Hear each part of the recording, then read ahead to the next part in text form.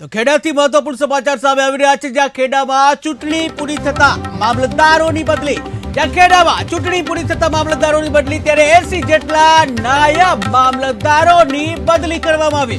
જ્યાં સીએમ ભૂપેન્દ્રભાઈ પટેલની ઓચિંતી મુલાકાત બાદ એક્શન મોડમાં આવ્યું તંત્ર, જ્યાં જિલ્લા કલેક્ટર અમિત પ્રકાશ યાદવ દ્વારા બદલીઓ કરવામાં આવી છે। ત્યારે જિલ્લા કલેક્ટર દ્વારા રવિવારના રોજ બદલીઓ કરાઈ, જ્યાં મહેસૂલ પુરવઠા મહેસૂલ ઇદારાના નાયબ મામલતદારોની બદલી કરવામાં આવી છે।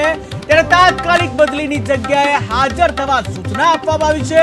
જ્યાં 2 દિવસ પહેલા કલેક્ટર દ્વારા મહુધા કચેરીની ઓચિંતી મુલાકાત લીધી કે જ્યાં અમિત પ્રકાશ યાદવે મુલાકાત લીધી બાદ જે બદલીઓ કરી છે। તો મહત્વપૂર્ણ સમાચાર ખેડાથી સામે આવી રહ્યા છે કે જ્યાં ચૂંટણી પૂરી થતા જે નાયબ મામલતદારોની બદલી કરવામાં આવી છે। ખેડામાં ચૂંટણી પૂરી થયા બાદ નાયબ મામલતદારોની બદલી કે જ્યાં 80 જેટલા નાયબ મામલતદારો છે તેઓની બદલી કરવામાં આવી છે। ત્યારે સીએમ ભૂપેન્દ્ર પટેલની ઓચિંતી સરપ્રાઇઝ જે મુલાકાત હતી અને તેને બાદ તંત્ર એક્શન મોડમાં આવ્યું, જ્યાં જિલ્લા કલેક્ટર અમિત પ્રકાશ યાદવ દ્વારા બદલીઓ કરવામાં આવી કે જ્યાં જિલ્લા કલેક્ટર દ્વારા રવિવારના રોજ બદલીઓ કરવામાં આવી। ત્યારે મહેસૂલ પુરવઠા મહેસૂલ ઇદારાના નાયબ મામલતદારોની બદલી કરવામાં આવી છે। ત્યારે તાત્કાલિક બદલીની જગ્યાએ હાજર થવા તમામ જે નાયબ મામલતદારો છે તેમને સૂચના આપવામાં આવી છે।